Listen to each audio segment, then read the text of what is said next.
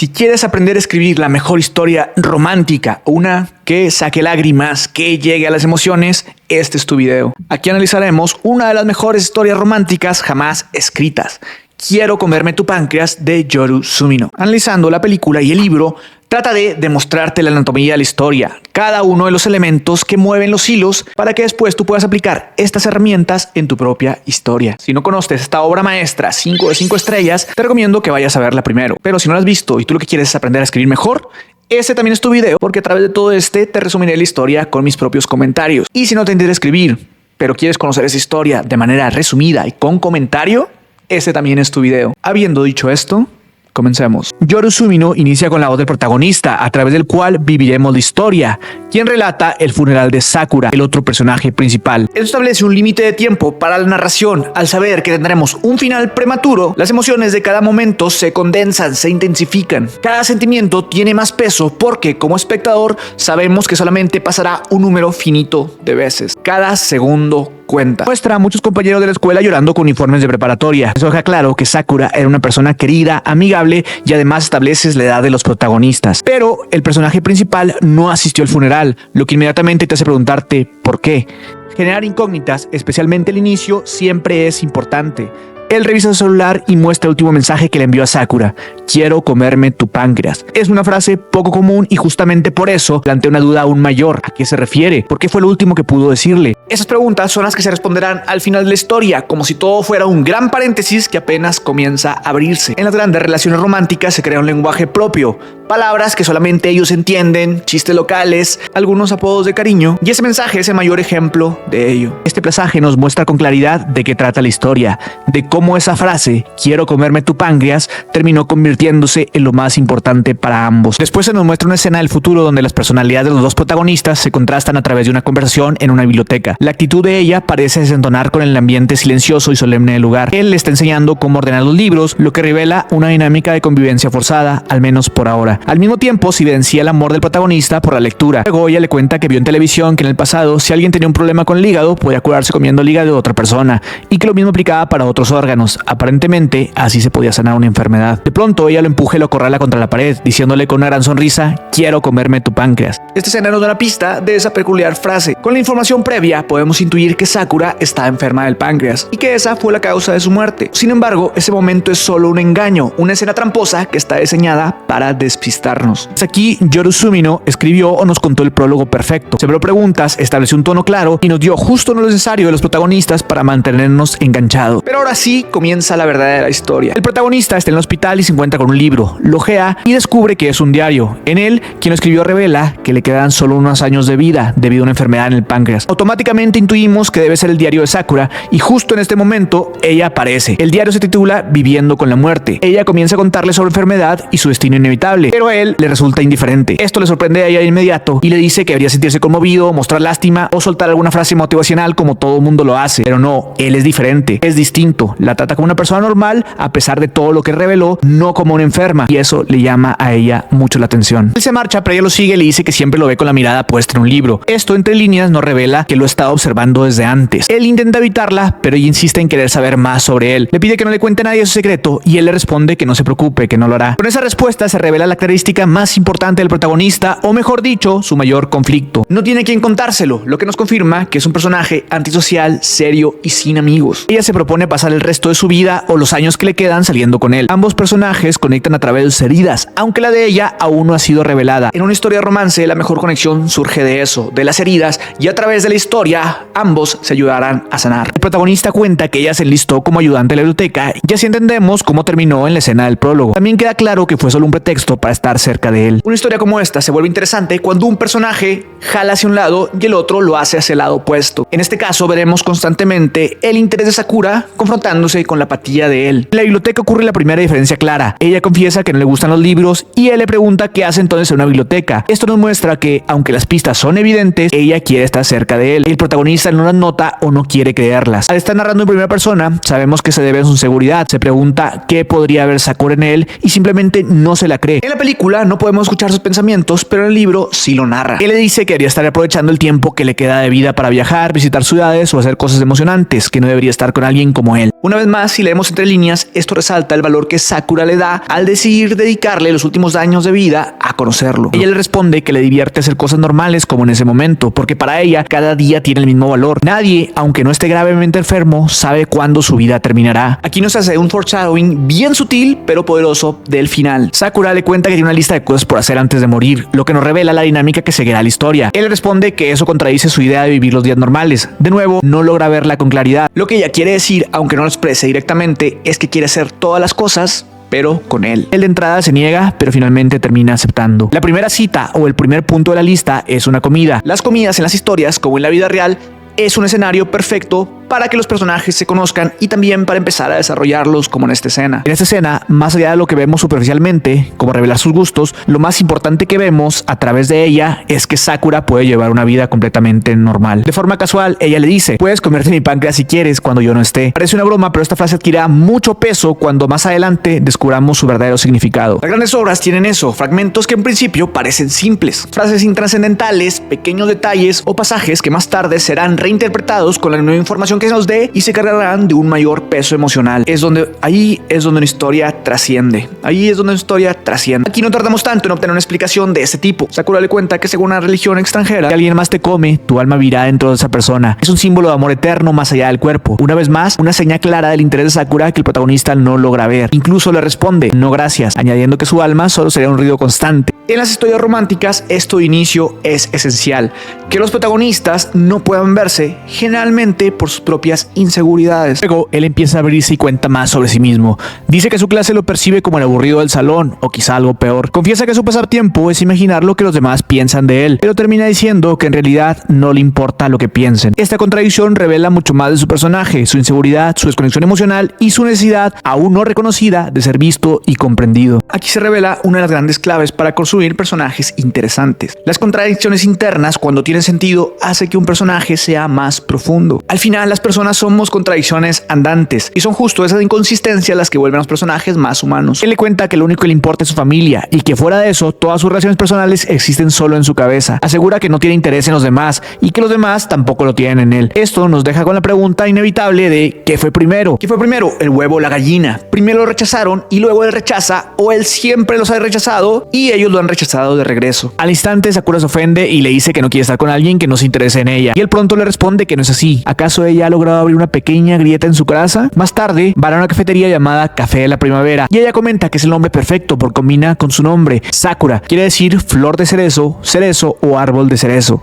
A primera vista parece un comentario trivial, pero más adelante nos daremos cuenta que fue una de esas genialidades de las que está cargada la historia, adquiriendo un significado más profundo. Su siguiente conversación importante ocurre ahí, en esa cafetería. Otra vez más, una escena en torno a la comida. Ella le pregunta si sabe por qué las flores de cerezo florecen en primavera, y le explica que aunque una vez que caen en abril, solo necesitarían 3 meses para volver a brotar, y en realidad esperan todo un año. Se toman su tiempo para calentarse y florecer todas al mismo tiempo durante la primavera. El cerezo espera el momento perfecto para florecer. A simple vista parece una charla ligera, pero con el tiempo nos daremos que esa metáfora está cargada con un gran simbolismo. Esto es algo característico de las grandes obras: tomar algo bien cotidiano y transformarlo en algo muy significativo a través de la propia narrativa. En esa misma escena descubrimos que ella tiene una mejor amiga, Kyoko, y comenta que le encantaría que un día los tres salieran juntos. Una noche él llega a su casa y saluda a su madre, que está viendo la televisión. En ese momento, casi como un ruido de fondo, se menciona noticias que ha habido una nueva víctima de un ataque con un cuchillo en la ciudad. Lo han desvivido. La información apenas resalta, pero será crucial más adelante. Así es como se construye un foreshadowing impecable como este, plantando las pistas de forma casi imperceptible, como si las dejáramos caer sin hacer ruido. Al día siguiente en la escuela vemos de nuevo el contraste entre la pareja. Ella está rodeada de amigos mientras que él permanece aislado en una orilla, y cuando alguien se le acerca es solo para preguntarle por ella. A Sakura le cuestionan por qué sale con alguien como él y su respuesta es simple pero sincera: porque la paso bien. Esta escena también se aprovecha para presentar al ex de Sakura, al clásico chico popular, alto, atractivo, bueno en todo. Su presencia refuerza la inseguridad del protagonista, haciendo sentir aún menos merecedor. El protagonista protagonista también lo cuestionan y él responde que no está saliendo con Sakura, que simplemente se le encontró por casualidad. Esta pareciera una escena típica de malentendidos, pero no es así. Desde su inseguridad, él lo cree realmente. Para Sakura, en cambio, es un rechazo que la aleja, que frena su impulso de expresar lo que siente o empieza a sentir por él. Luego hay otra escena en la biblioteca que empieza a consolidarse como un punto constante de encuentro entre los protagonistas. En una historia de este tipo es fundamental contar con un lugar así,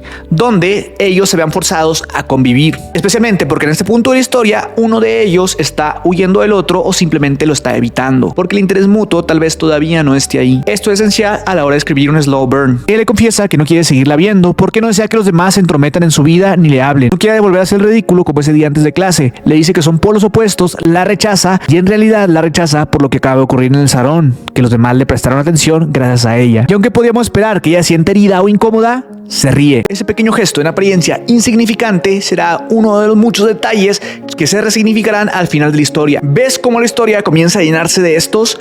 Toda buena obra en su comienzo va plantando muchísimas semillas de estas. Él termina aceptando y esta vez el lugar de encuentro es una cafetería de postres, una vez más alrededor de la comida. Él le pregunta por qué siempre lo lleva a comer y Sakura le responde que quiere probar todo lo que pueda antes de morir. Una simple frase que, como mucho en la historia, carga un significado más profundo. De la nada, ella le pregunta si está interesado en alguna chica. Comenta que a pesar de estar rodeado de otras mujeres, nunca parece fijarse en ninguna. Otro gran detalle que más adelante tomará un nuevo significado. Ya sé, es muy repetitivo, pero no puedo dejar de hacer hincapié en ello para que te des cuenta de cuántos hay de estos. Él le confiesa que prefiere el mundo de la ficción al de la realidad, que le resulta más divertido. Esto revela una parte importante de su personalidad. Prefiere tener las personas como ideas en su cabeza, no como son realmente. Sakura lo observa y dice que seguramente por eso siempre lo ve leyendo, algo con lo que en cierta medida todos los lectores nos identificamos. Kyoko, la mejor amiga de Sakura, también está en la cafetería. Al salir los ve juntos y se acerca a reclamarle por qué pasa tanto tiempo con él, si están saliendo o qué está pasando. A simple vista parece que él no le cae bien y perdona si parezco disco rayado. Más adelante entenderemos el verdadero motivo. Una buena historia se va enriqueciendo con cada escena, cada gesto, cada diálogo. Se resignifica con cada nueva acción, así que no voy a parar de repetirlo. Pero en este momento el protagonista es solo otra situación que lo hace sentirse aún más inseguro. Y es entonces cuando Sakura reafirma su deseo de que eventualmente él y Kyoko puedan llevarse bien. Después se brinca una escena donde los dos caminan por la playa, que tiene un propósito muy importante: mostrarnos por qué Sakura no le ha contado a su mejor amiga que morirá pronto. Ella le explica que Kyoko es muy emocional y si le contara la vería como alguien ya muerta, lloraría cada vez que la mirara. Entonces él le pregunta por primera vez con verdadera sinceridad: ¿de verdad estás muriendo? Porque hasta ese momento se ve muy normal. Aquí está la primera seña de interés real de él. Hasta ese momento no parecía importarle si era una mentira o no, una excusa para convivir con él o una simple broma, pero ahora comienza a abrir los ojos, a preocuparse, a verlo un poco. Esta escena también sirve para que Sakura le revele por qué lo eligió a él. Eres el único que puede darme realidad y normalidad, le dice. Eres el único que pasará una vida cotidiana conmigo mientras sabes cuál es la realidad. Y esa es la clave. A Sakura no le basta con que la traten como alguien normal. Eso ya lo hacen todos porque nadie sabe de su enfermedad. Lo que realmente desea es que, sabiendo su verdad, aún así la vean como una persona entera. Por eso salir contigo es divertido, le grita. Podría parecer algo superficial, pero no. Ese es el amor real. Conocer las sombras más profundas, las heridas de la otra persona y decidir quedarse. No verlo como algo roto, no verlo como algo menos. En esta escena, Sakura confiesa que necesita disfrutar las cosas que le gustan mientras pueda. Una de ellas son los fuegos artificiales. Con ese detalle se plantó otra semilla que florecerá más adelante, el momento más romántico de la historia. También menciona que le gustaría vivir un fugaz amor de verano. Él, confundido, le pregunta si todavía está interesada en conseguir un novio. Ella guarda silencio por un instante y luego le responde: ¿y si dijera que quiere un novio, harías algo al respecto? Pero después, cuando le pregunta a qué se refiere, dice que no quiso decir nada en especial. Una vez más se muestran las contradicciones de un personaje, añadiéndole más profundidad. Esta tensión constante nos lleva, al igual que el protagonista, a preguntarnos cuáles son las verdaderas intenciones de Sakura. Para mantener interesante el inicio de su historia, nos conviene que el espectador o lector se quede con esa duda. Entonces ella le dice que no todo lo que dice tiene una intención detrás. Deberías de pasar menos tiempo con los libros y más con las personas para entenderlo. Le lanza esas palabras. Con esta frase, una vez más, se revela la idea principal que él deberá enfrentar a lo largo de la historia: su desconexión con el mundo real o con las personas, una herida que aún no acepta o aún no quiere aceptar. Pues en otra escena en la escuela, al protagonista de nuevo le vuelven a preguntar si de realidad no está saliendo con Sakura y él lo vuelve a negar. En este momento, aunque breve, revela algo importante: el simple hecho de convivir con Sakura lo obliga a interactuar, aunque sea mínimamente, con los demás. Hay fricción, hay incomodidad, pero quizás sea justo eso lo que se necesita para crecer. Para el crecimiento siempre debe haber fricción, siempre debe haber un esfuerzo de parte del personaje. En otro día, día, Sakura organiza un viaje en el tren y quedan de verse en la estación. Aquí se nota que él está empezando a cambiar, ya no hay tanta resistencia a los planes que ella le propone. Hay una evolución en la relación, un pequeño pero significativo progreso. En una historia de este tipo, estos pasos son esenciales para que el vínculo se sienta genuino. Durante el viaje en tren ocurre una escena clave. Sakura le pregunta su nombre y apellido. Él, incómodo, responde que no quiere que su nombre aparezca en su diario porque no quiere que los demás le molesten después de su muerte. Hasta en ese momento, por lo menos en el libro, lo había llamado con apodos como compañero que estoy conociendo Kun, compañero que me cae muy bien Kun, etc. Es entonces cuando él finalmente le revela su nombre. Y aquí la película hace algo brillante. Cuando él lo pronuncia, no lo escuchamos. La escena queda en silencio. Es un momento que pertenece solo a ellos dos. La información se le retiene al espectador y ese pequeño misterio hará que al final, cuando se revele, el recuerdo distante tenga un significado que cobre más peso. Durante su visita a la nueva ciudad se menciona casi al pasar que el desvividor sigue suelto, que aún no logran atraparlo. Otro foreshadow implantado de forma sutil, natural. Justo después de eso, Sakura comenta: los buenos mueren jóvenes. Este es un truco narrativo muy efectivo. Parece que se habla de un tema, el desvividor, pero en realidad está tocando otro tema más profundo, la muerte. Así el foreshadowing se siente más natural, como una conversación totalmente normal y pasa desapercibido. Al final te darás cuenta a qué me refiero. Al llegar al hotel se llevan la sorpresa de que por un supuesto error, quién sabe, tendrán que compartir habitación, compartir cama. Otra vez una situación de convivencia forzada. Este tipo de escenas son esenciales en el slow burn, donde el interés a uno es completamente mutuo. Los personajes necesitan ser empujados, aunque sea por accidente o porque tal vez alguno de ellos lo planeó. Y aquí sucede uno de los momentos más importantes de la historia, el detonante del verdadero interés del protagonista por Sakura. Mientras ella está bañando, le pide que le pase una crema de su maleta. Al abrirla, él encuentra algo que lo deja profundamente sorprendido. No sabemos qué es aún, y esa duda queda suspendida en el aire como una pregunta sin respuesta inmediata. ¿Qué había en la maleta? Una historia bien contada no solo avanza, sino que constantemente nos hace querer seguir, no solo por lo que ocurre, sino por lo que no se dice aún. Una historia bien contada no solamente es porque avanza por sí misma, sino también porque nos hace querer seguir viendo o leyendo, no solo por lo que ocurre en ese momento, sino por lo que no ha ocurrido aún. Luego, beben y juegan el clásico verdad o reto, una dinámica que, más allá del juego, empieza a revelar sus aspectos más profundos de ellos mismos y de la evolución de su relación. Ella le pregunta qué chica de su clase le parece la más bonita. Él responde con el nombre de una compañera cualquiera y Sakura, sonriendo, le pregunta en qué lugar la tiene a ella. Él contesta que en tercer lugar, pero que no recuerda a muchas niñas, y lo dice como si no tuviera nada de importancia, o al menos eso parece. Pero estamos cada vez más cerca de descubrir qué hay detrás de la constante sonrisa de Sakura. Siguen haciéndose preguntas típicas de personas que están conociendo, la atmósfera se relaja, se vuelve más ligera, hasta que de pronto se torna nuevamente íntima y seria. Sakura lo reta: o me llevas en brazos a la cama o me dices 3 cosas lindas de mí. Él elige cargarlas a la cama. A simple vista parece una elección coherente con su carácter, alguien torpe para expresar emociones, pero también es una elección que más adelante sumará peso al arrepentimiento. Cuando ella ya no esté, no serán los errores los que duelan, sino las palabras que no dijo, los gestos que nunca se atrevió a tener. Porque muchas veces cuando perdemos a alguien, lo que más nos persigue no es lo que hicimos mal, sino justamente lo que jamás hicimos. Entonces, ella lo enfrenta con una última pregunta: si te dijera que estoy muy asustada de morir, ¿qué harías? Es la primera vez que Sakura se muestra completamente seria. Ya no hay bromas, ya no hay risas ni máscaras, solo vulnerabilidad. Y en ese momento se revela lo que él había encontrado en su maleta: una gran cantidad de medicamentos e inyecciones que debía aplicarse diariamente para poder llevar una vida normal. En esta escena, Sakura tiene una lectura más profunda de lo que parece. Detrás de la aparente alegría constante de Sakura, de su energía inagotable y sonrisa permanente, hay una capa de tristeza, de miedo e incluso de sufrimiento. Una parte que mantiene oculta el mundo, una parte que hasta ahora nadie había visto. Y esa revelación lo conecta con ella por primera vez de forma auténtica. Él siente algo más que simplemente compañía o curiosidad. Siente empatía real. Se da cuenta de que aunque parezcan opuestos, en el fondo tienen algo en común. Ambos sufren, solo que uno enfrenta el mundo con una sonrisa y el otro con apatía. Aquí es donde el vínculo se fortalece. No es una relación forzada por el destino o las circunstancias. Es una conexión profunda, nacida de lo más frágil de ambos. Se encuentra por fin un puente entre dos almas heridas y es justo en ese punto donde empieza a construirse algo mutuo. Para no contestar la pregunta, él elige de nuevo reto. Niega una vez más a definir sus propios sentimientos, como si nombrarlos los volviera demasiado reales. Entonces, Sakura lo reta a dormir en la misma cama, otro punto más de su lista. Y en la misma cama, pero separados, pasan la noche. Al amanecer descubrimos que todo el viaje fue hecho a escondidas de los padres de Sakura y que Kyoko le cubrió para que pudiera ir. Un acto que refuerza la confianza entre amigas y también el riesgo de que Sakura está dispuesta a tomar por vivir plenamente lo que le queda de vida. Al regresar, ella le dice que deberían volver a viajar juntos y él, sin pensarlo mucho, responde: sí, suena bien. Ella no le cree del todo, lo mira con duda, pero le reafirma: estoy siendo muy honesto. Ese breve intercambio deja claro que algo ha cambiado. La atracción ya no es unilateral.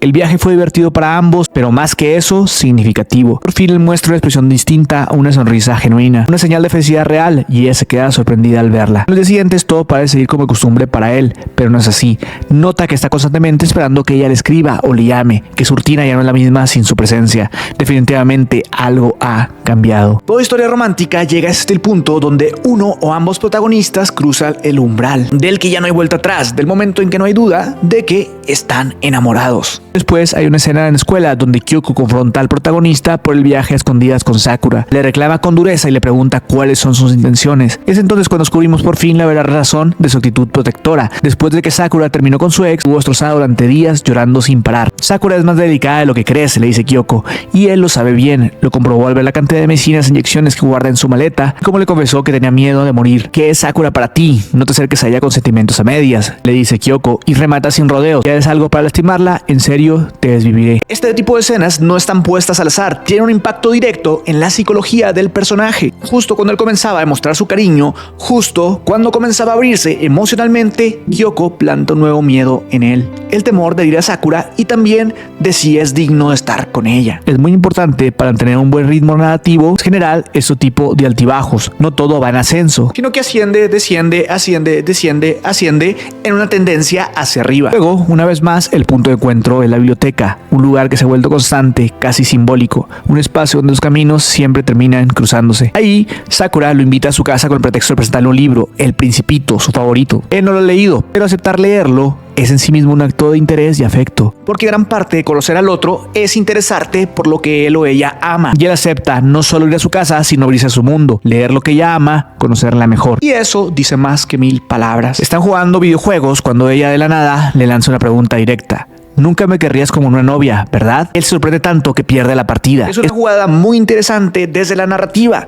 No sabemos si realmente lo dijo en serio o solo lo hizo para ganar en el juego. Esa ambigüedad, cuidadosamente bien construida, es clave porque como espectadores o lectores tenemos exactamente la misma confusión que el protagonista. ¿Qué tan serio habla Sakura? ¿Está bromeando o está diciendo lo que realmente siente, pero camuflajado bajo el tono del juego? Estas preguntas directas, lanzadas en contextos aparentemente inofensivos, son los mecanismos más efectivos para mantener viva la tensión emocional. Y esta historia lo sabe hacer muy bien. Frustrado por no entender las señales, por la ambigüedad, por el miedo de ilusionarse y ahora también por el miedo a hacerse daño, él reacciona. Cree que Sakura está jugando con él y con sus sentimientos. Y por eso siente la necesidad de ponerle nombre a lo que no entiende. Entonces responde a la defensiva. Que no la querría como novia. A lo que Sakura, con una sonrisa enigmática, dice que bueno. El herido y confundido le pide por el libro que había leído, El Principito, y se levanta para irse. Cree que ella está jugando con él o que quizá nunca estuvo realmente interesada. Y nosotros como espectadores, tanto como él, no lo sabemos, y eso es lo que le da profundidad a la escena. La hace tan poderosa, tan humana, tan dolorosamente real. Cuando está por irse, ella lo abraza por la espalda. Es la primera vez que hay contacto físico entre ellos. Ambos se tensan con la respiración entrecortada. El momento es íntimo, inesperado. Entonces, ella le susurra al oído que hacer unas cosas en su lista. Hacer algo malo con alguien que no es mi novio y de quien no estoy enamorada. Y remata con una frase que lo desmorona por completo.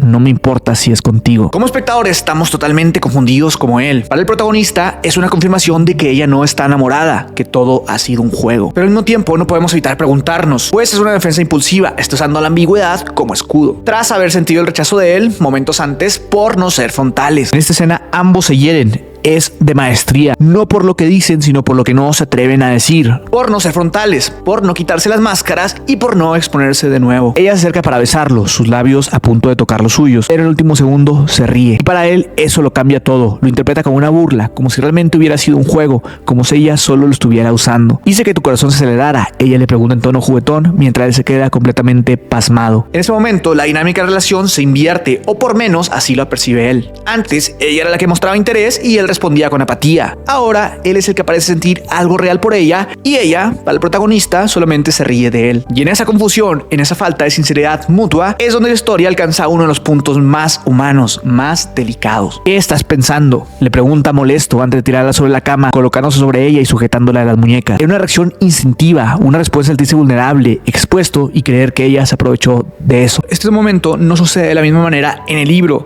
En el libro, él la toma de las muñecas ahí donde están parados y no tiene esta carga tan agresiva. Pero la película tiene un peso emocional enorme. Entiende lo que está ocurriendo en ambas versiones y le pide que la suelte. Él está fuera de sí, dominado por la confusión y el dolor. No la libera hasta que Sakura comienza a llorar. Entonces, él vuelve en sí. Él se da cuenta de que acaba de hacer justo aquello que más temía, herirla.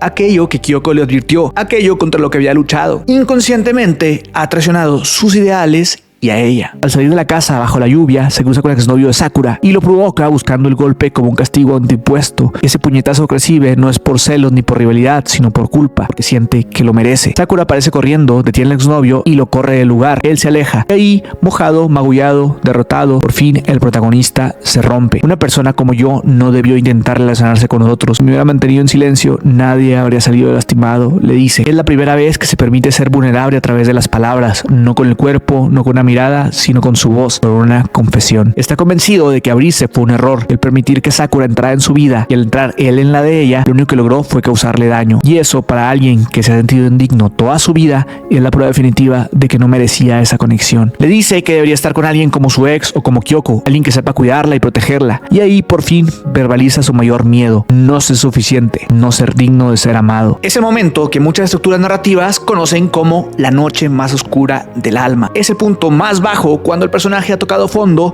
y ha fracasado totalmente, o al menos eso parece, donde el protagonista cree que ha fallado en su misión, en sus valores, en su relación y cree que ya no hay redención posible. Pero como toda gran historia, el momento más oscuro es donde se empiezan a ver los pequeños rayos de luz. Él le dice que después de todo solo se encontraban por casualidad en el hospital, pero lo que está diciendo realmente no es eso. El subtexto lo que intenta es minimizar la conexión entre ellos, quitarse la responsabilidad emocional. Si todo fue pura casualidad, entonces no hay culpa, no hay destino, no hay decisiones, solo azar. Esa es su manera de protegerse, porque muchas veces, tanto en las historias como en la vida, lo que una persona trata de decir es más importante que lo que dice. Y este es un claro ejemplo de un diálogo escrito con gran maestría. Pero Sakura no lo deja escapar tan fácilmente. Contraataca con la verdad. Ambos están donde están por las decisiones que han tomado. Nada fue casual. Le revela que escribió Viviendo con la muerte pensando en una portada que le gustará a alguien como él, porque sabía que le gustaban los libros. Eligió cuidadosamente cada elemento para que le llamara la atención, y que cuando él la encontró en el hospital, aceptó su solicitud de leerlo. Cada elección que hicieron, cada pequeña decisión los fue acercando, y por eso están donde están ahora, porque así debería de ser. Entonces, por primera vez, Sakura se quita la máscara y le pide perdón por lo que ha sucedido. Y le dice con los ojos llenos de lágrimas: yo estoy muy feliz de que estés aquí ahora. No hay bromas, no hay ironía, no hay frases ambiguas. Es la primera vez que dice algo completamente sincero, directo. Así que, por un poco más, puede estar conmigo. Una súplica desnuda, sin juegos, sin defensa. Él, aún quebrado por la culpa, le responde: no creo que haya mucho que pueda hacer por ti. Pero incluso en esa frase ya no hay frialdad, hay honestidad, hay miedo. Tienes el lenguaje de dos personas con sus heridas expuestas. Eso también es una forma de amor. No es verdad, lo siento por lo de antes, volvamos a casa, responde ella, volviéndose a colocar un poco la coraza que se había quitado por completo. Gracias, dice él. Una simple palabra, pero cargada de significado. Y no solo es agradecimiento, es una afirmación explícita de que se perdonan, de que deciden seguir adelante juntos. Antes de separarse, ella le entrega el principito y le pide que se lo devuelva antes de que muera. Ahí se coloca un ancla narrativa, un gesto sencillo, pero en realidad es un pretexto, una promesa táctica, un mecanismo para mover más adelante los hilos del destino de la trama. Después de ese día los vemos convivir más, participan juntos en distintas actividades cada vez más felices, más sueltos, más ellos. Siguen completando la lista de Sakura uno a uno cada deseo, las pequeñas aventuras. Pero justo cuando todo parece ir mejor que nunca, ella es internada de repente en el hospital. El golpe llega sin previo aviso, justo como en la vida real. Hasta ese momento la enfermedad de Sakura se sentía como una amenaza latente pero lejana. Pero ahora irrumpe con fuerza y como el protagonista no sacude. No recuerda que esta no era solo una historia tierna, sino una carrera contra el tiempo. También las grandes obras maestras saben cómo manejar los tonos de una historia y pasar de uno a otro sin que desencaje. Pero cuando él llega al hospital, la encuentra bailando y ella se avergüenza notarlo. La escena parece ligera, normal, incluso cómica, pero cumple otra función. Nos hace pensar que quizá no es tan grave, que aún tienen tiempo. Durante la conversación, él le cuenta que en la escuela han empezado rumores y que algunos piensan que ella ha faltado porque él acosa. Y ella, como siempre, responde con una mezcla de ternura y verdad. Deberías dejar que los demás te conozcan para que vean que no es así, que eres una buena persona y muy divertida. Una vez más, le recuerda lo que debe trabajar, lo que viene esquivando desde el principio de la historia, que es salir de sí mismo y conectar con el mundo. Y como lo ha hecho ya en 2 ocasiones, repite: realmente deseo que te lleves bien con Kyoko. No es solo un simple deseo, es una petición, una semilla que sabemos que florecerá cuando ella ya no esté. Vuelven a jugar a verdad o reto, aunque solo por un turno. Esta vez es él quien lo propone. Sakura acepta sin dudar. Este tipo de dinámicas se constituyen como un lenguaje común, algo íntimo, muy propio, un lenguaje que solo los conecta a ellos. ¿Qué significa vivir para ti?, le pregunta él. La simple frase nos revela una de las preguntas centrales de toda la obra. Sakura piensa un momento y luego responde con una sonrisa. Vivir significa tener un vínculo con los demás, prestar atención a alguien, amar a alguien, odiar a alguien, divertirse con alguien, tomar de la mano al otro. Eso es lo que significa vivir. Si estás solo en el mundo, no puedes decir que existes. Tu relación con otros es lo que define la vida. Sé que mi mente existe porque puedo interactuar con otros. Sé que mi cuerpo existe porque otros me tocan. De ahí viene el propósito de estar vivo. Es una respuesta clara, directa, sincera. Es lo que he venido mostrando con sus acciones desde el principio, pero ahora por fin lo expresa con palabras. Y sin embargo, la respuesta tiene una lectura más profunda, más triste. Es porque si la vida, según Sakura, solamente tiene sentido en conexión con los demás, entonces bajo su filosofía, el protagonista nunca ha vivido realmente. Y eso nos golpea en silencio. Tú siempre estás enseñándome ese tipo de cosas. Gracias, responde él. Y esa frase, breve pero honesta, encierra todo. Ella le está enseñando a vivir, a experimentar una parte de la existencia que él había ignorado o evitado. Le está mostrando que vivir no es solo respirar, leer o pensar, sino estar con otros, abrirse, conectar. Ya ahí está el núcleo de toda historia de amor real. La persona correcta no es quien te completa, sino quien te transforma, quien te da una nueva perspectiva de cómo ver el mundo, quien te ayuda a vivir de verdad o al menos de otra manera que no conocías. Sakura lo abraza de frente, un reflejo directo de aquel primer abrazo por la espalda en su habitación, pero esta vez el sentimiento es completamente distinto. Entonces, como si ella también lo supiera, lo verbaliza. Esto no es como aquella vez, no es una broma. Pero en esa frase no solo se despeja la duda, sino que nos muestra lo mucho que ha madurado su relación. Ella ya no necesita esconder lo que siente tras una sonrisa y un escudo de bromas. Mientras tanto, él empieza a permitirse expresar lo que antes callaba. Reconoce, aunque sea en pequeñas dosis, lo bueno que es tener a alguien en su vida. Sin embargo, a pesar del momento, él nota algo raro en ella. Le pregunta que si está bien, pero ella lo niega, lo evade. Y aunque él no insiste, a nosotros como espectadores se nos vuelve a plantar una doble duda. ¿Está ocultando algo más? Y si es así, ¿qué le sucede realmente? Cuando el momento parece a punto de evolucionar hacia algo más íntimo, Kyoko llega y los interrumpe. Y ahí es donde se emplea un recurso clásico pero efectivo: posponer lo inevitable. Ese casi se vuelve tan poderoso como el mismo acto en sí. Y es que las buenas historias no se trata solamente de lo que ocurre, sino de lo que también imaginamos que pudo haber ocurrido. Luego, días después, él se entera que la estancia de Sakura en el hospital se alargará 2 semanas. Ese era el motivo por el cual había notado extraña. Sin pensarlo, corre al hospital jadeando, hiperventilando. Ya no hay duda, le importa demasiado. Está fuera de sí, preocupado, desesperado. Pero al llegar, ella ya no está usando ropa de hospital. Lo recibe con una sonrisa y sin haber sido de alta oficialmente, lo lleva a una colina por la noche. Y mientras él sigue preocupado por su salud, ella simplemente quiere disfrutar del momento. Puedes notar el cambio de ser indiferente, cerrado, frío, ahora está angustiado, presente, entregado. Y ese cambio ha sido llevado de manera tan gradual, tan buena, que apenas lo notamos. Eso hacen las buenas historias y los buenos desarrollos de personajes. Cuando llegamos al clímax, todo tiene sentido y sentimos que todo es real. Ella en la cima de una colina, ella le dice que no puede esperar para ese momento. Él, temiendo lo peor, le pregunta: no vas a morir, ¿verdad? Ella responde con su tono habitual, jugando un poco, quitándole el peso a la conversación. Pero él por primera vez la interrumpe. Con seriedad, sin máscaras, le dice: sé que no lo parezco, pero estoy preocupado por ti. Ella, sorprendido, le pregunta con una sonrisa: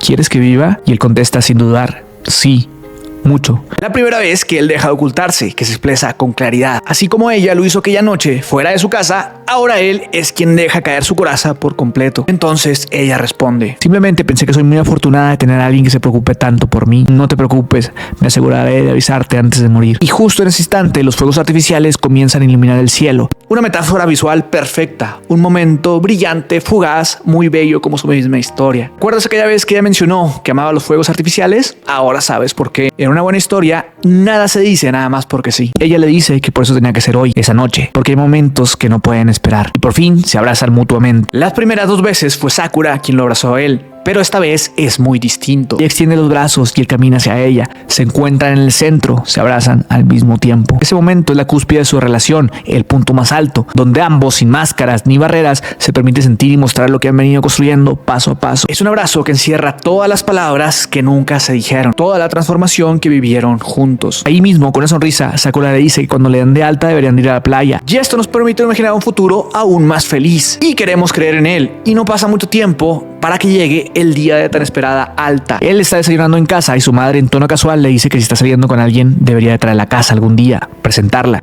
Y nosotros como espectadores soñamos con ese momento, porque nos podemos imaginar perfectamente a Sakura en esa mesa, sonriendo, compartiendo todo con la madre de él. Todo parece estar en su lugar, todo parece posible. Una escena cuidadosamente construida para elevarnos, porque muy pronto la trama nos dejará caer desde lo más alto. Pero esa es una promesa tramposa.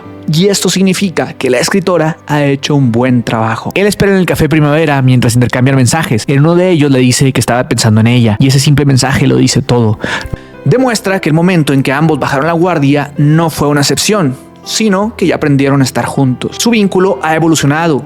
La sinceridad ya no es algo que cuesta, es algo que fluye. Juguetean un poco como siempre. Ella le pide que le diga un cumplido y él se queda pensando en el mejor. Piensa que ella es verdaderamente una persona asombrosa, un completo polo opuesto a él, alguien que puede ver a los demás, ser vista por los demás, amar y ser amada. Entonces escribe en su móvil: ¿cómo puedo llegar a ser como tú? Esa pregunta encierra todo su crecimiento, el desarrollo de personaje, porque sin pensarlo ya lo está haciendo. Ha cambiado, ha abandonado su visión aislada del mundo, ha sido transformado por Sakura. Este, señores, es un gran desarrollo de personaje, justo a lo que tenemos que aspirar. Pero al final, él borra la pregunta y en su lugar escribe: quiero comerme tu páncreas. Una frase que para cualquiera podría parecer absurda, extraña, sin sentido, pero para ellos es el equivalente más puro, más íntimo, más profundo de un te amo. Porque esa frase en su pequeño mundo significa: quiero llevarte dentro de mí, quiero llevarte conmigo incluso aunque ya no estés, quiero que tu alma se funda con la mía. Él presiona enviar y pasan las horas y ella nunca llega. Tampoco responde sus mensajes. Como espectadores asumimos lo obvio. Tal vez se volvió a enfermar y terminó de urgencia en el hospital. Y eso queremos creer. Todo nos hace pensar que el verdadero enemigo es la enfermedad. Siempre lo ha sido en toda la historia. Él, con la misma esperanza, regresa a casa cuando ya cae la noche. Pero entonces las noticias le sueltan el golpe. Sakura, en su camino al café, ha sido desvivida por el atacante, el que se habló al inicio de la historia. Aquel que parecía solo un ruido de fondo. Aquel que había sido mencionado sutilmente en forma de foreshadowing casi imperceptible. Y aquí la escritora aplica un movimiento maestro de storytelling. Porque el suceso, aunque es sorprendente, no es gratuito. Es devastador, pero inevitable. Pero como buenos lectores o espectadores, fuimos hábilmente distraídos, engañados, y como si eso no bastara, otro foreshadowing se cumple en este instante. Sakura decía que paradójicamente su enfermedad le daba una certeza, y mientras los demás vivían sin garantías, ella sabía al menos que podría morir, pero que el morir también a cualquier persona le podría pasar cualquier día, en cualquier momento, por lo que para todos, incluso para ella, todos los días valían exactamente igual. Y su profecía se cumple y nos rompe. Ya él también. Entrando en su cuarto, él piensa: ella rompió la promesa de avisarme cuando fuera a morir, y yo rompí la promesa de devolverle el principito antes de que eso sucediera. Como si esas dos promesas fueran amuletos. Como, mientras si no se cumplieran, podrían engañar al destino un poco más. Y así como él, nosotros también fuimos engañados. Todos creímos que habría más tiempo. Y entonces la historia nos golpea con una verdad fría y cruel. La vida no espera a nadie, no le debe nada a nadie. Y esta es otra lección magistral del storytelling: hacernos bajar la guardia para destrozarnos cuando más felices éramos. Por fin entendemos por qué él no asistió al funeral y por qué quiero comerme tu páncreas fue lo último que le envió. Aquellas preguntas planteadas al comienzo de la historia, cuando aún no conocíamos nada de ellos, cuando todo un misterio, ahora regresan. Pero ya no son livianas, ahora caen con un peso narrativo abrumador. Están cargadas de emociones, de historia, de verdad. Y ahí es cuando sabes que una historia ha sido contada con la mayor de las maestrías. Cuando las preguntas del principio se transforman en respuestas que duelen, pero ahora entendemos todo lo que hay detrás de ellas. Pero esto aún no termina, porque las revelaciones verdaderas no acaban con la muerte. Y esto es lo que nos enseña el resto de la historia. Él pasa 10 días encerrado en su cuarto, llorándole sin fuerzas para enfrentarse al mundo, hasta que al final logra aclarar sus sentimientos y toma una resolución. Va a casa de Sakura y deja sobre su altar el principito. ¿Recuerdas que mencionamos que el libro El Principito era un objeto ancla? Aquí demuestra su propósito, moviendo la trama incluso después de la partida de ella. Entregarlo no es cumplir solamente una promesa, sino también es cerrar un ciclo, de mantener la conexión aunque sea a medias. En ese momento le revela a la mamá de Sakura que él siempre conoció la historia, que conoce toda la verdad y que también había leído el diario. Entonces la madre le confirma algo que él no esperaba. Sakura le había dejado instrucciones. Él era la persona a la que había de entregarle su diario cuando ella ya no estuviera. Y así se cumple el último deseo de Sakura. Ya uno cierra, pero todo comienza a encontrar su lugar. Al leer el diario descubre muchas cosas sobre páginas que Sakura escribió después de conocerlo, momentos compartidos que ahora ve con una nueva luz. Pero en realidad lo que más desea encontrar es solo una cosa: descubrir que era él para ella. Y ahí comienza a encontrar respuestas. Sakura escribió que empezó a fijarse en él porque era diferente a los demás. No lo trataba como una enferma, no le ofrecía lástima ni frases vacías. Era él, crudo, distante, honesto. Y eso para ella era especial. A medida que avanza por las páginas, encuentra el momento en que la internaron al hospital. Allí Sakura confiesa que en realidad estaba muy asustada. Y entonces, junto con el protagonista, entendemos lo que ella había ocultado detrás de su sonrisa, lo bien que había disfrazado el miedo todo este tiempo, la tristeza, la incertidumbre. Descubre también que cuando su estancia en el hospital se alargó, los médicos le dijeron que su esperanza de vida se había reducido a la mitad. Es un golpe inesperado para él, pero Sakura escribió que eso ya no importaba, porque el día de los fuegos artificiales había sido muy feliz, tan feliz que nada más parecía tener peso. Ella confiesa que no tenía idea de cuánto él se preocupaba por ella, pero que al regresar de ese viaje tan feliz se sintió tan triste que lloró toda la noche. Estas emociones no son lineales, no se resuelven en un clímax, van y vienen como las olas, como la vida misma. Y así llega a la última entrada en el diario. Sakura escribe que el día siguiente le darán de alta del hospital y que piensa aprovechar el máximo tiempo que le queda. No lo logró, pero lo intentó, y en ese intento dejó una huella imborrable en él y en nosotros. Él agradece a la madre de Sakura, aún sin saber con claridad qué fue exactamente lo que significó para ella. Fue su amigo, su novio, algo entre ambos. Cuando parece resignado, no encuentra una respuesta definitiva, pero la madre lo detiene y le dice que aún hay algo más en el diario. Las páginas son los borradores de las cartas de despedida que Sakura escribió para sus padres, algunos amigos, para Kyoko y para él. Y ahí es donde para muchos, o a lo mejor nada más para mí, fue imposible contener las lágrimas. Es como si ella hablara el del más allá. Como si a través de esas últimas palabras escritas, su voz volviera a la vida por un instante. Como si nos acariciara el corazón una última vez. Tanto el libro como en la película es el momento donde se quiebra todo. Porque no existe algo tan doloroso, pero a la vez tan hermoso, que un amor correspondido, pero que ya no puede ser. Un amor congelado en el tiempo, inmortalizado por la imposibilidad que le impone la muerte. En su carta, Sakura le dice que el diario ahora es todo suyo, que él decidirá qué hacer con él, si compartirá sus palabras, sus mensajes, o si los guardará solo para sí. Y aunque parece una elección, en el fondo sabemos que es algo más. En su carta, Sakura le dice que ahora el diario es todo suyo, que él decidirá qué hacer con él. Es el último empujón de Sakura, la forma en que lo obliga a tomar una decisión que lo obliga a moverse, a actuar, a moverse. Es la forma de decirle: ya no estoy, pero quiero que sigas, que conectes, que vivas. Porque eso era lo que él necesitaba, una razón para dejar de esconderse, una excusa para ser visto, para mostrarse al mundo como él mismo. Y eso, incluso en la ausencia, es amor puro. Sakura confiesa que incluso antes de cruzarse con él, ya sentía curiosidad por él, que ellos eran el yin y el yang, tan diferentes, tan opuestos. Eso fue precisamente lo que la atrajo, y por eso llegar a ser tan cercanos la hizo aún más feliz. Le confiesa que muchas veces pensó que estaba enamorada de él, que su corazón dio un vuelco en más de una ocasión, pero que su relación no podía explicarse tan fácilmente con palabras como amor o amistad. Era algo más, algo único, solo de ellos. Entonces le recuerda que el último juego de verdad o reto en el hospital, y le revela lo que pensaba preguntarle si hubiera ganado. ¿Por qué nunca has dicho mi nombre? ¿Tenías miedo de que me convirtiera en alguien dentro de tu cabeza? Cada vez que alguien dice tu nombre, te gusta imaginar lo que otros piensan de ti, ¿no es así? Y temías que yo también empezara a usar mi imaginación, sabiendo que eventualmente me perderías. ¿Tenías miedo de hacerme tu amiga o tu novia? ¿Qué tal esa teoría? Y luego añade: si tengo razón, dejo una ofrenda en mi tumba, que por supuesto después lo hace. También le revela que, por si no se ha dado cuenta, ella nunca dijo su nombre tampoco, al igual que yo no lo hice en ese video de manera deliberada, porque así sucede también en la historia. Ella le dice que es porque lo respetaba, porque de alguna forma entendía su miedo. Le confiesa que lo admiraba, que para ella era una persona asombrosa. Le explica que siempre pensó que el propósito de su vida era encontrarse a uno mismo a través de los demás, a través de la mirada del otro, y que eso funcionaba para todos, menos para él. Siempre fuiste tú mismo, sin depender de la interacción con los demás. Te diste cuenta por ti mismo, encontraste tu propio encanto. Yo quiero ser capaz de hacer eso por mí misma. Y así, como si su voz aún estuviera viva en esas palabras, Sakura lo termina de transformar, no solo con su vida, sino también con su ausencia. Aquí llega la catarsis máxima de la historia, el momento más potente, el punto en donde la historia se redimensiona en todos sus sentidos. Siempre supimos que él necesitaba ser más como ella, que la admiraba, que quería alcanzar su forma de vivir, abierta, luminosa, llena de vínculos, pero nunca imaginamos que ella quisiera ser tan bien como él, que también lo admiraba profundamente, que veía algo en él que ni siquiera nosotros veíamos, que como espectadores no habíamos notado, y ahí todo cambia. Porque no fue solo él quien evolucionó gracias a ella, también ella creció gracias a él. También ella se transformó por esa relación. En su carta, Sakura también le confiesa que el día que le dijo "quiero que vivas" fue la primera vez que se sintió realmente única, la primera vez que se vio como el único yo que existía en el mundo. Hasta entonces siempre pensó que ella era solo otra más, una más entre millones de estudiantes viviendo una vida más corta de lo normal, una existencia que pasaría desapercibida. Pero ese día él la eligió. "Te preocupaste por una chica tan interesante como yo", escribió ella. "Tú, que no necesitas relaciones como la amistad o el amor, no elegiste a nadie más que a mí". Y ahí lo entendemos todo. La admiración era mutua, el amor por también, y la transformación es de ambos.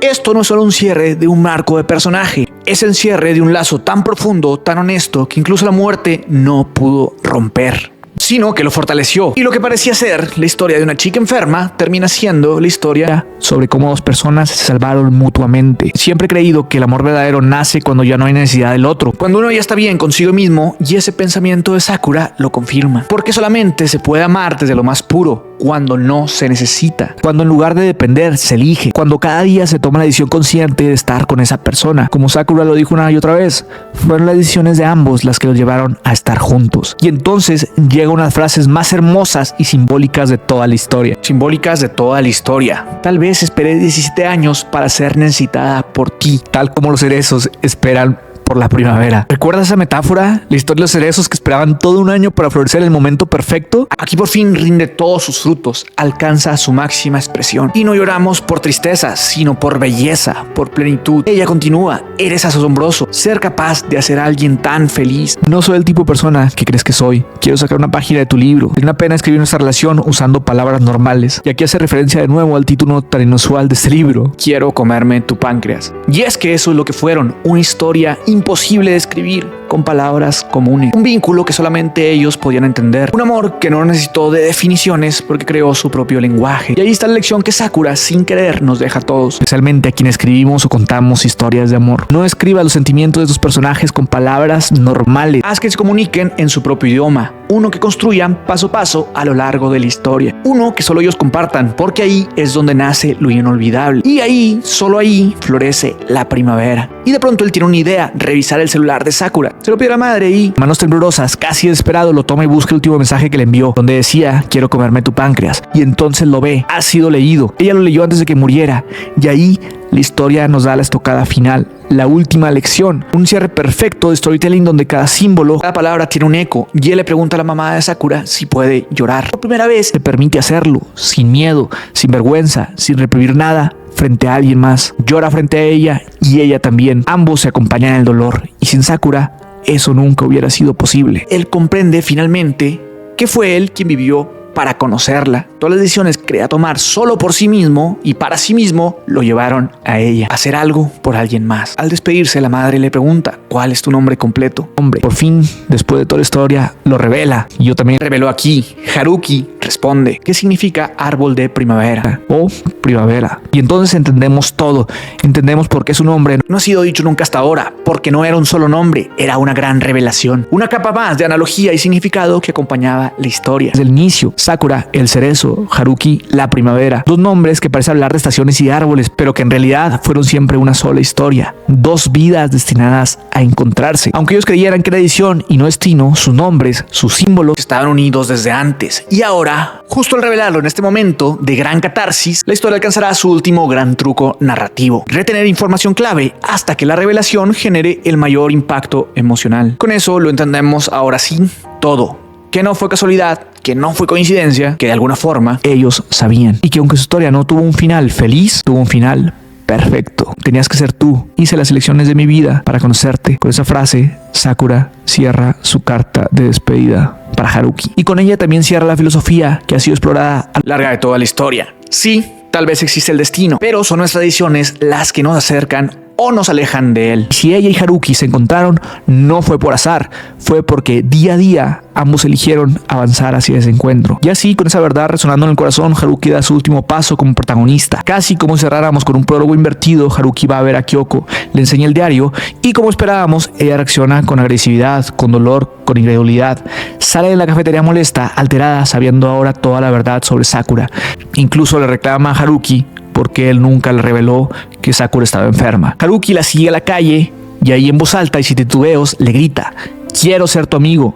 Y con eso completa su viaje, justo como Sakura siempre quiso, justo como su arco de personaje necesitaba. Ya no teme exponerse, ya no huye del contacto, ya no es invisible, ni los demás huyen de él. Ha pasado su prueba final, ha bajado las defensas y se ha mostrado al mundo. Y sobre todo ha demostrado que todo lo que vivió con Sakura no solamente lo transformó, sino que también lo preparó para seguir adelante. Porque ahora ya no está solo y nunca más lo estará. Esta historia ha sido una masterclass de cómo contar una historia romántica. Este no es un mapa para que calques tu historia sobre él, solamente es para que entiendas cómo se mueven los hilos de una historia bien narrada, bien contada, que tal vez por ti mismo no lo habías visto o se te dificultaba ver todas esas estructuras emocionales, todos esos simbolismos, el desarrollo de personajes, el peso de silencio, los momentos del inicio que al final se resignifican. Mi intención fue explicarte cómo funciona la anatomía de la historia para que después estos se conviertan en herramientas para que después tú puedas aplicarlas en tu propia historia. Esta es la primera vez que hago un video como este. Si te gustó, déjame en los comentarios con qué otra historia